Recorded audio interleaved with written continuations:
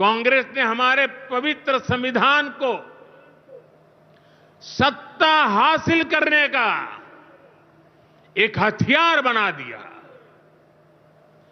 जब जब कांग्रेस को सत्ता का संकट दिखा, उन्होंने संविधान को कुचल दिया। कांग्रेस ने आपातकाल में संविधान की स्पिरिट को कुचला, ताकि जैसे तैसे सत्ता बनी रहे। संविधान की भावना है कि सबके लिए एक जैसी नागरिक संहिता हो, जिसे मैं कहता हूं सेक्युलर सिविल कोड। लेकिन कांग्रेस ने इसे कभी लागू नहीं किया। उत्तराखंड में भाजपा सरकार आने के बाद सेक्युलर सिविल कोड, समान नागरिकता संहिता ये लागू हुई। डंकी की चोट पर लागू हुई। और देश का दुर्भाग्य देखिए, संविधान को जेब में लेकर के बैठे हुए लोग, संविधान पर बैठ गए हुए लोग, ये कांग्रेस के लोग उसका भी विरोध कर रहे हैं। साथियों, हमारे संविधान ने एससी, एसटी, ओबीसी के लिए आरक्षण का प्रावधान किया, लेकिन कांग्रेस ने उनको आरक्षण पहुंचा कि नहीं पहुंचा, उनके बच्चों को शिक्षा के लिए सुविधाएं प्रारंभ मिलना शुरू हुआ कि नहीं हुआ, एससी, एसटी, ओबीसी के कोई व्यक्ति अधिकार से वंचित तो नहीं रह गए, उसकी कभी परवाह नहीं की। लेकिन राजनीतिक खेल खेलने के लिए कांग्रेस ने बाबा साहब आंबेडकर ने जो सपना देखा था, सामाजिक न्याय के लिए संविधान में जो व्यवस्था की थी, उसको भी पीठ में छुरा भोंककर उस संविधान के उस प्रावधान को तुष्टीकरण का माध्यम बना दिया। अभी आपने भी समाचारों में सुना होगा, कर्नाटका की कांग्रेस सरकार ने टेंडर में भी अब एससी, एसटी, ओबीसी के अधिकार छीन करके धर्म के आधार पर आरक्षण दे दिया। जबकि संविधान में बाबा साहब आंबेडकर ने साफ साफ शब्दों में चर्चा में कहा था कि संविधान में कतई धर्म के आधार पर आरक्षण की व्यवस्था नहीं की जाएगी। और हमारे संविधान ने धर्म के आधार पर आरक्षण के लिए प्रतिबंध लगाया हुआ है।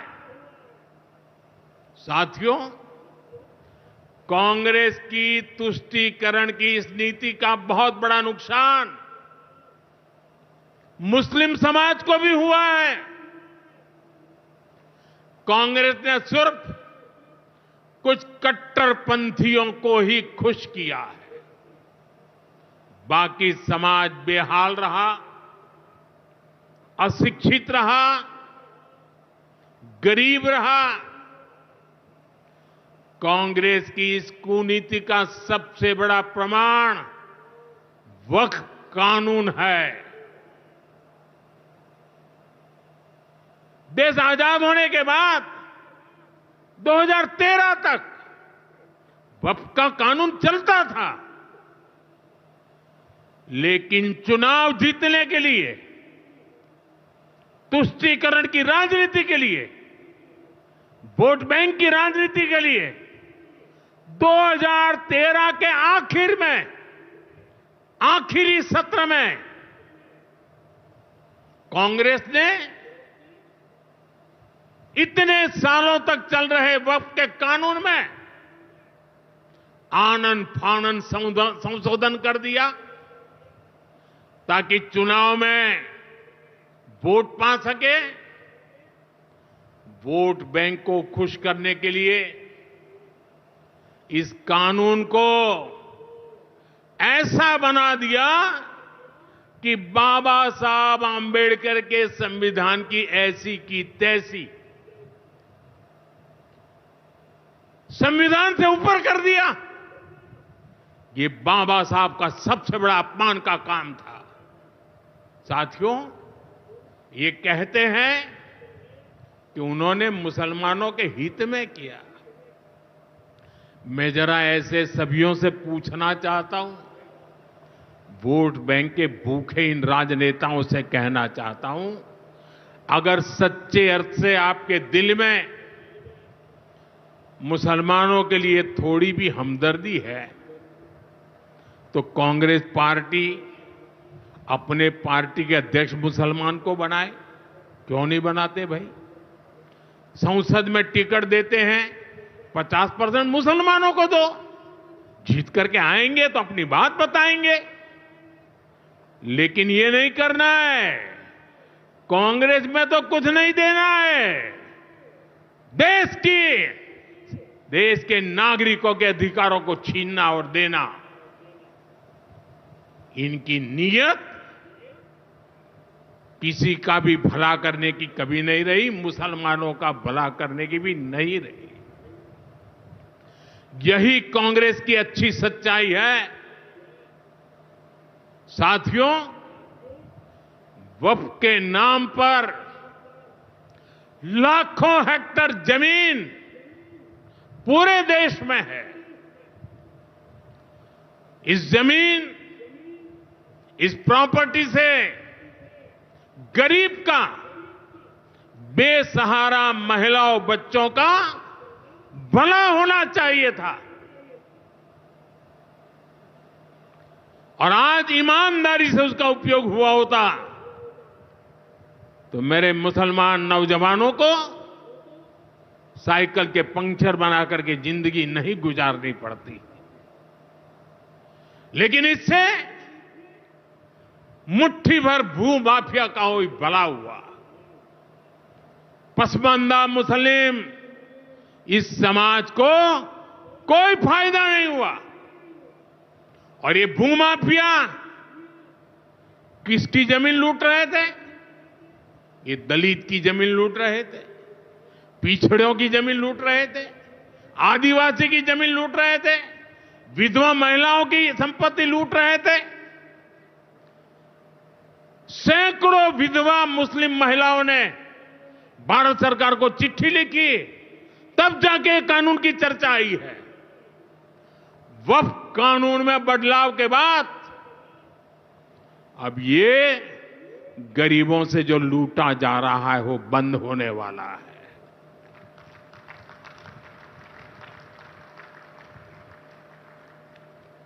और सबसे बड़ी बात, हमने एक बहुत बड़ा जिम्मेदारीपूर्ण महत्वपूर्ण काम किया है।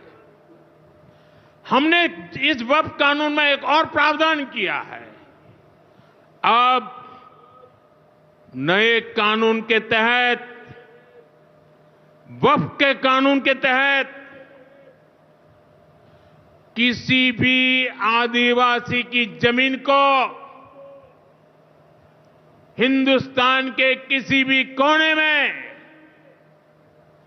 आदिवासी की जमीन को, उसके घर को, उसकी संपत्ति को एक वक्फ बोर्ड हाथ भी नहीं लगा पाएगा।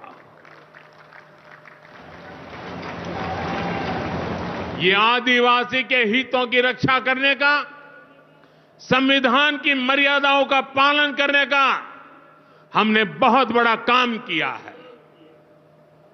नए प्रावधानों से वक्फ की भी पवित्र भावना का सम्मान होगा। मुस्लिम समाज के गरीब, और पसमानदा परिवारों, मुस्लिम महिलाओं, खास करके मुस्लिम विधवाओं को, मुस्लिम बच्चों को उनका हक भी मिलेगा और भविष्य में उनका हक सुरक्षित रहेगा।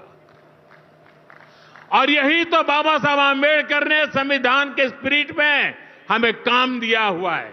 यही असल स्पिरिट है, यही असली सामाजिक न्याय है। दरअसल प्रधानमंत्री जी जिस पद पर बैठे हैं वो कभी कभी भूल जाते हैं उसकी गरिमा क्या है।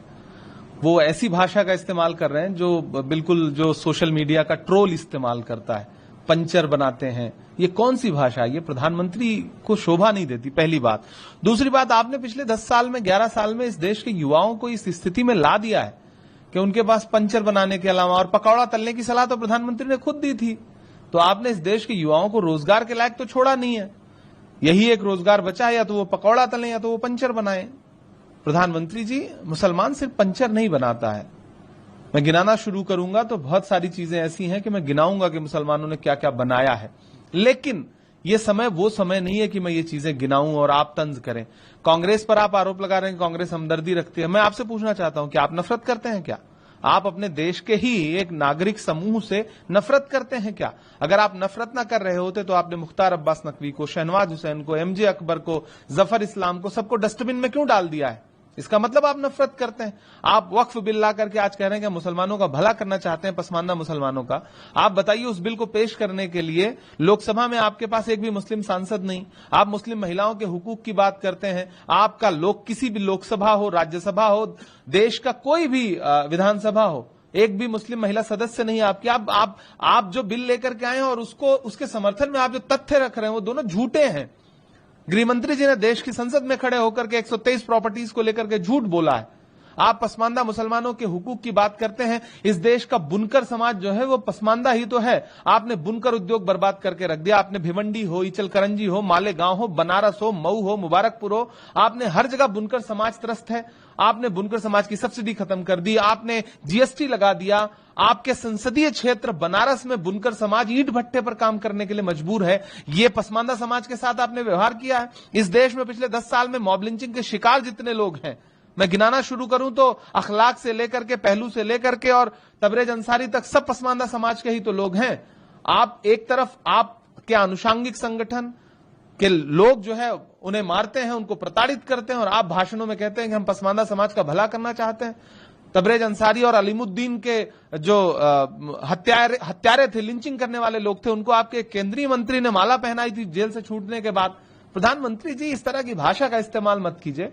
आप जख्म भी देते हैं, फिर नमक रगड़ करके आप सोचते हैं कि इस देश का मुसलमान आपके इन भाषणों से खुश होगा, तो खुश नहीं होगा।